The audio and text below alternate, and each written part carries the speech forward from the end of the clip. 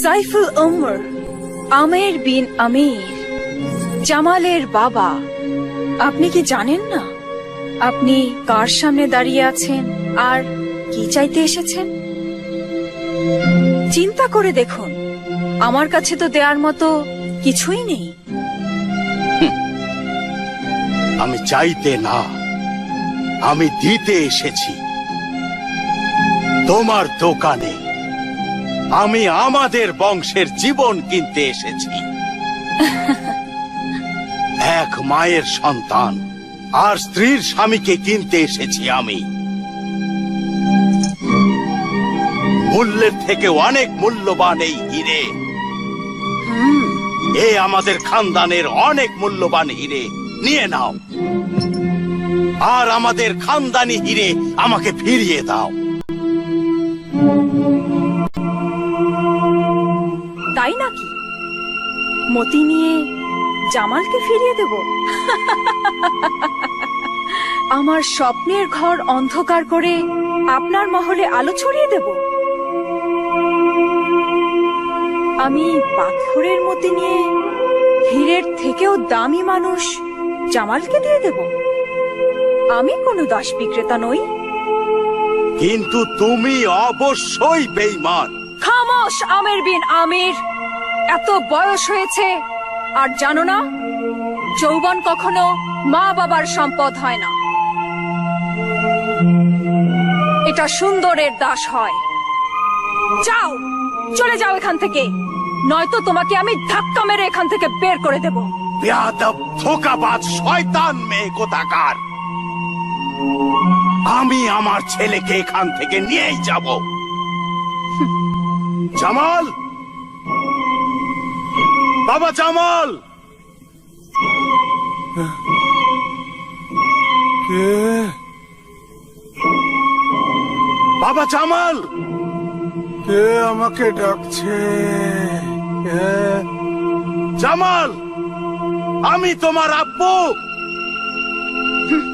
জামাল, বাবা তুমি কোথায়? আমি তোমার আব্বু এসেছি, তোমার আব্বা জান। ছেড়ে দাও বেয়াদব, আমাকে ছেড়ে দাও। আমি তোমাকে এখান থেকে ভেতরে যেতে দেব না। আমি আমার ছেলেকে নিয়েই যাব। তুমি তোমার ছেলেকে এখান থেকে নিয়ে যেতে পারবে না। যে একবার আমার সৌন্দর্যের জালে আর আমার এই চোখের কাজলে ফেসে যায়, এখান থেকে হয়তো সে মারা যায় আর নয়তো ফকির হয়ে যায়। আমি আমার ছেলেকে তোমার মতো সুন্দরীর হাত থেকে বাঁচাবই। তুমি তোমার ছেলের লাশও এখান থেকে নিয়ে যেতে পারবে না। নিয়ে যাও ওকে এখান থেকে, দূর করো ওকে। বেয়াদব, আমাকে ছেড়ে দাও, আমার ছেলের সাথে দেখা করতে দাও। ছেড়ে দাও ওনাকে, ছেড়ে দাও। বাবা খাওবার। নির্লজ্জ বেয়াদব, আমার চাচাজানের সাথে বেয়াদবি করতে তোমার লজ্জা করলো না? খবরদার, আর যদি আমার চাচাজানের সাথে বেয়াদবি করতে দেখি। চাচাজান, আপনি বাড়ি যান, আমি জামাল ভাইজানকে নিয়ে বাড়ি আসছি। ঠিক আছে বাবা, কিন্তু তুমি জামালকে নিয়েই আসবে তো? হ্যাঁ হ্যাঁ চাচাজান, সন্ধ্যা হতেই জামাল ভাইজান আমার সাথে বাড়ি ফিরে যাবে। ভুলে যাবেন না আমি ভাতিজা।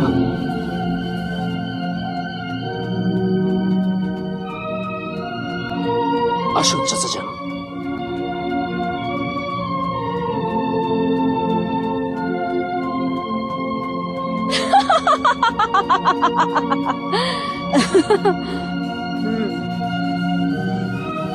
খাবার খাবার ওখানে কি করছিল? হঠাৎ ওখানে এলো আর আমাকে বেইজ্জত হওয়া থেকে বাঁচিয়ে দিল। যদি ওনার বন্ধুত্ব খাবারের সাথে হয় তাহলে এটা ভালো কথা নয়। খোদা রহম করুক আমার স্বামীর ওপর।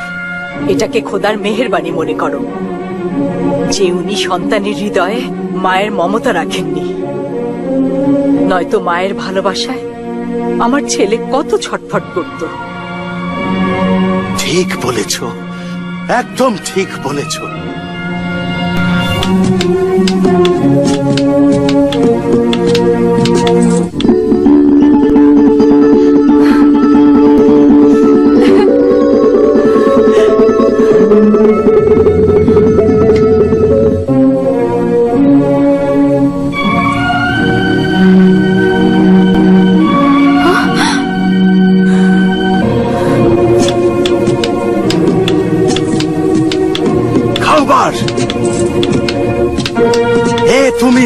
করলে না, ভালো করলে না তুমি খাওবার। এই বচ্চাত বেয়াদব মেয়েকে কেন সাথে নিয়ে এসেছো? আমি তো চাইনি চাচা যান, কিন্তু আমি কি করব? জামাল ভাইজান তো তাকে ছাড়া আসতেই চাইনি, এর জন্য বাধ্য হয়ে হুররাকেও সাথে আনতে হয়েছে।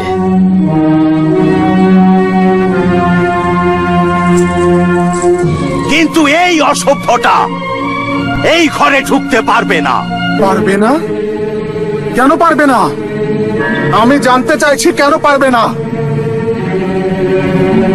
যেখানে আমি থাকব সেও সেখানে থাকবে। না, ও এখানে থাকতে পারবে না। এটা ঘর, বাজার না। এটা ইমানদারের ঘর।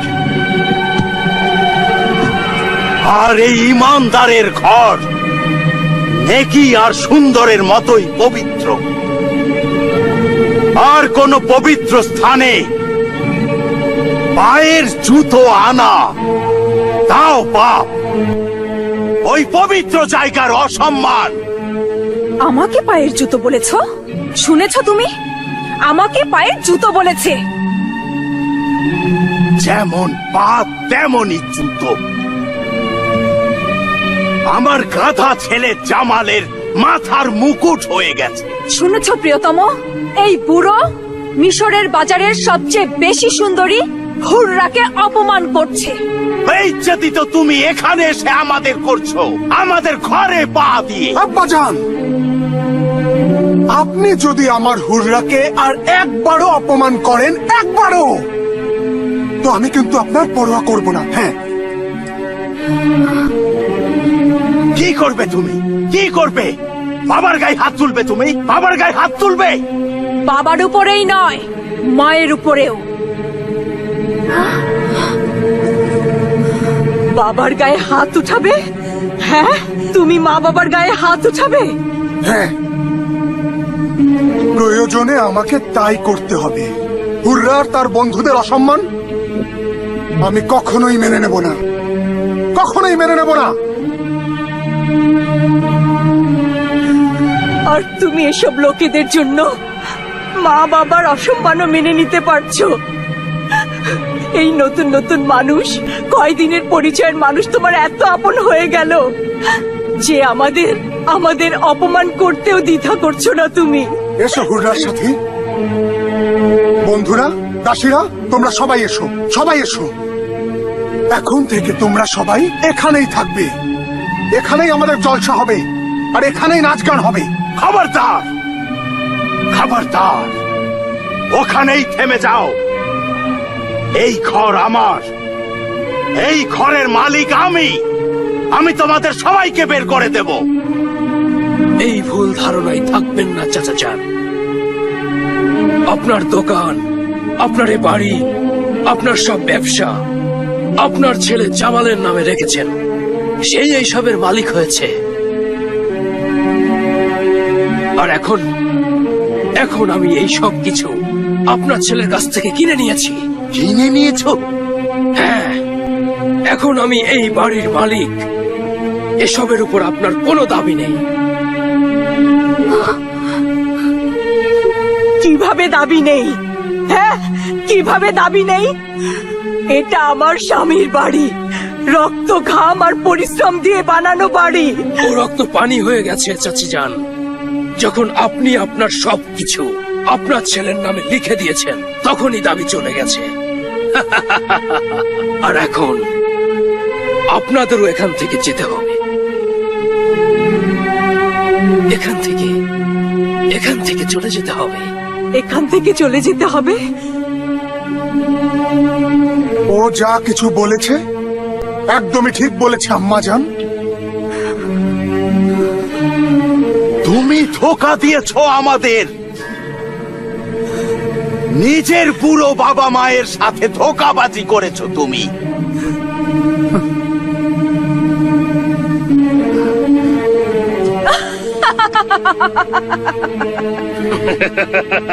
তুমি আমাদের এ ঘর ছিনিয়ে নিয়ে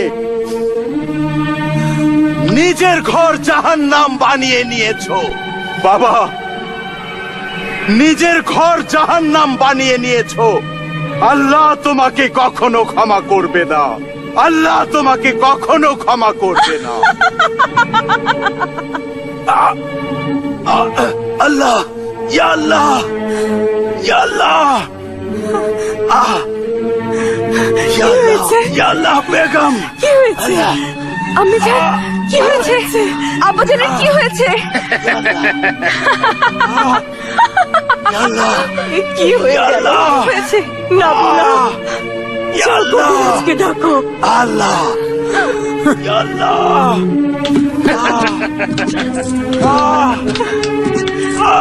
ইয়া আল্লাহ, ইয়া কি আল্লাহ, হয়ে গেল? ইয়া আল্লাহ। আমার ভালো মানুষ নামাজি বাবা মা, আমার এই পরিবার, তারা পাপের মহলে বেইজ্জতি হয়ে থাকতে পারেনি, আর তাদের বাকি জীবন কোন কুড়ে ঘরে কাটিয়ে দিতে হয়েছিল। আর স্বামী হিসাবে আমার স্ত্রী আমাকে আমার পাপ থেকে বাঁচাতে আমার সাথে থাকাটা কর্তব্য হিসেবে নিয়েছিল, আর সে অত্যাচার সহ্য করে নিচ্ছিল। শেষে ওই শয়তানি অত্যাচারী হুররার কথায় আমি আমার চিরসঙ্গী স্ত্রীকে তালাক দিয়ে দেই, আর ওই খাওয়াবার তাকে বাধ্য করে তাকে বিয়ে করার চেষ্টা চালায়। আর ওই শয়তান চরিত্রহীনের অত্যাচারে সে ভেঙে পড়ে। তারপর ওই বেচারি তার বাবা মার বাড়ি চলে যায়। যখনই আমার ধন সম্পদ কমে গেল, হুররার ভালোবাসাও কমতে থাকলো। আর আমি টাকা পয়সার জন্য শহরের প্রত্যেকটা জুয়াখানায় যেয়ে অনেক জুয়া খেলতে শুরু করি। জুয়াতে আজ পর্যন্ত কোনো মানুষ বড়লোক হতে পারেনি বড়লোক হতে।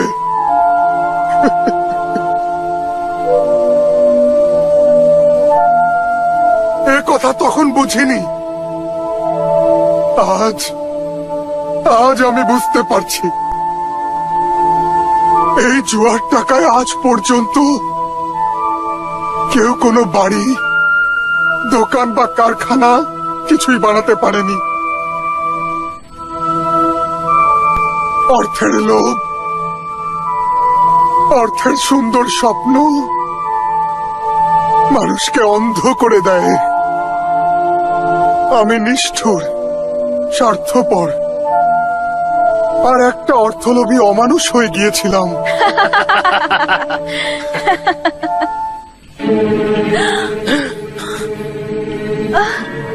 এই আশারফিয়ার বদলে সাপ কোথা থেকে আসলো? কিন্তু কিন্তু এ কিভাবে হতে পারে? কয়েকদিন আগেই তো এই সিন্ধুক আশারফিয়াতে ভরা ছিল। আমি জানি এই চালাকি, এই বদমাইশি অবশ্যই জামাল করেছে। সে তার বাবার টাকা পয়সা এখান থেকে সরিয়ে এই সিন্ধুকে একটা সাপ ভরে দিয়েছে। হ্যাঁ, তাহলে চলো ওর ব্যবস্থা করি। জানা হয়ে যাবে ওর বাবার কষ্টের দৌলত এখান থেকে নিয়ে কোথায় লুকিয়ে রেখেছে। চলো। এসো।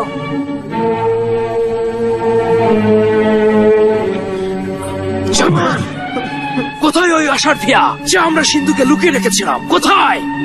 কোন আশারফিয়া? যা তুমি আমার প্রেমে পুরোপুরি অন্ধ হয়ে আমার সৌন্দর্যের ওপর বিলিয়েছিলে, বলো সেগুলো কোথায়? সত্যি আমি জানি না। আমি তো এও জানি না ওই সব দৌলত তোমরা কোথায় লুকিয়েছো। এখন তুমি কোথায় লুকিয়েছো তা আমাকে বলো।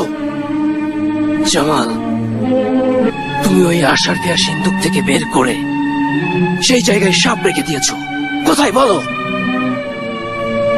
বেঈমান, ধোঁকাবাজ, সাপ তো হলে তুমি, নিজের ঘরের সাপ।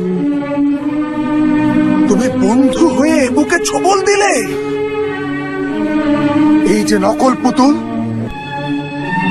তুমিও কিনা প্রেমের নাটক করেছো আমার সাথে। আর বিয়ে আর বিয়ে করলে তুমি আমার এই শয়তান ধোকাবাজ বন্ধুকে। তুমি তো বেঈমান, মাকাল ফল, মিথ্যুক একটা মেয়ে তুমি। আমি ওই চোখ যেখানে কোনো অশ্রুই তৈরি হয় না। আমি ওই হৃদয় যেখানে ভালোবাসার জন্য ছটফটানি পাপ মনে করা হয়। আমি ওই শক্তি যেটা কখনো কেউ কাবু করতে পারেনি, তবুও মানুষ আমাকে মনের মানুষ বলে থাকে। তোমাকে আমি মনের মানুষ মনে করে তোমার উপর আমার সব দৌলত লুটিয়ে দিয়েছিলাম। কিন্তু তুমি তো কোনো দয়া করনি আমার উপর। তুমি তো শুধু এক হাতে তোমার দৌলত লুটিয়ে গেছো, আর আমি তো আমার দুই হাতে আমার সৌন্দর্য আর যৌবন লুটিয়ে গেছি। আমি তো শুধু তোমার একটা হাত লুটে নিয়েছি, আর তুমি তো আমার জীবন লুটে নিয়েছো। এই কথা বলে তুমি তোমার পাপ লুকোতে পারবে না।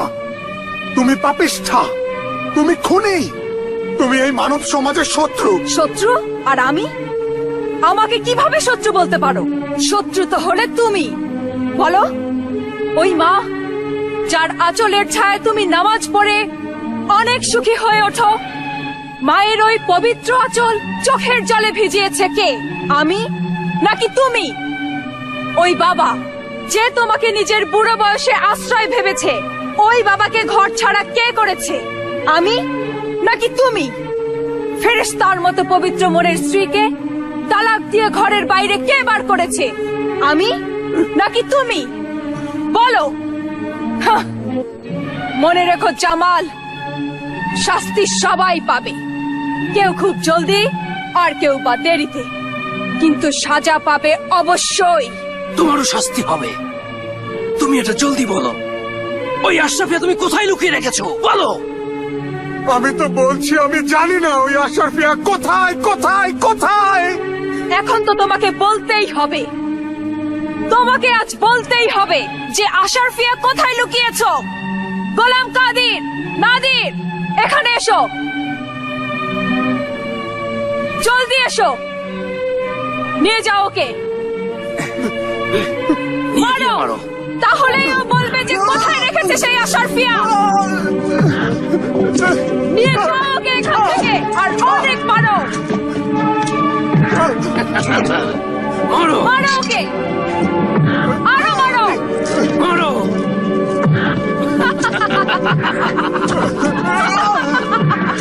মারো ওকে।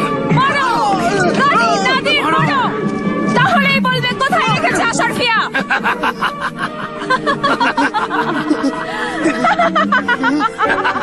মারো। মারো। আরো মারো।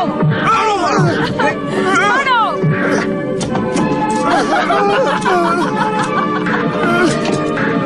মারো ওকে।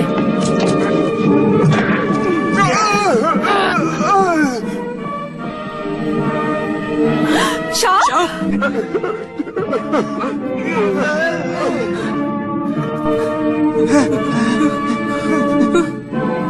বলো।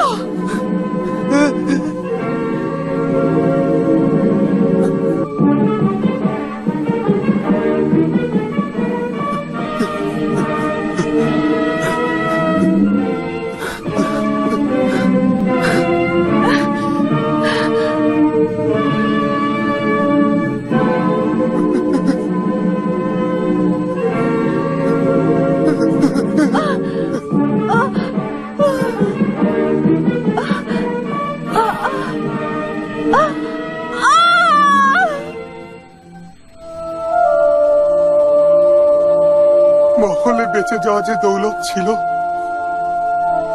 ওগুলো উদ্ধার করার চিন্তা আমার মাথায় আসে। তারপর দ্বিতীয় দিন যখন আমি আমার মহলের দরজায় পৌঁছালাম, তখন আমি এমন এক ভয়ঙ্কর দৃশ্য দেখলাম যে যা আমার এই গুনাহগার চোখ কখনো ভুলতে পারবে না। আমি দেখলাম আমার দরজার চৌকাঠে ওই ভয়ানক বিষধর সাপ ফনা তুলে আছে, আর আর আমার ঘরের ভেতর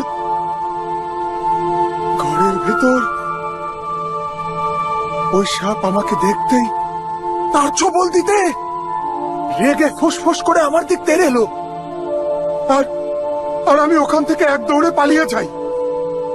আমি মারা যাবার ভয়ে ওই ঘরের দিকে কখনোই যাইনি। আমি বুঝতে পেরেছিলাম আমি আমার বাবা মা আর স্ত্রীর উপর যে জুলুম করেছি, এটা ওই জুলুমের শাস্তি। যে খারাপ অভ্যাস আমার তৈরি হয়ে গিয়েছিল, সেই খারাপ অভ্যাস আমার জীবনের অংশ হয়ে গিয়েছিল। মদ পান করতে আর জুয়া খেলার জন্য আমি চুরি করতে লাগলাম। আর যখন আমি ধরা পড়তাম, তখন লোকেরা আমাকে অনেক মারত। তারপর আমি আমার মিশর শহর ছেড়ে দিলাম আর চুরি করার জন্য আমি ওই সুদূর রেগিস্তানের দিকে চলে গেলাম। রেগিস্তানের এক কুড়ে ঘরের পাশে দেখলাম 4টা উট বাঁধা আছে। আমি ভাবলাম ওই উট চুরি করে ওখান থেকে আমি পালিয়ে যাব। ওখানে এক বয়স্ক মানুষ চোখ বন্ধ করে নামাজ আদায় করছিল। সে আমাকে দেখেনি, আর আমি ওই 4টা উটি চুরি করলাম আর ওখান থেকে পালিয়ে গেলাম।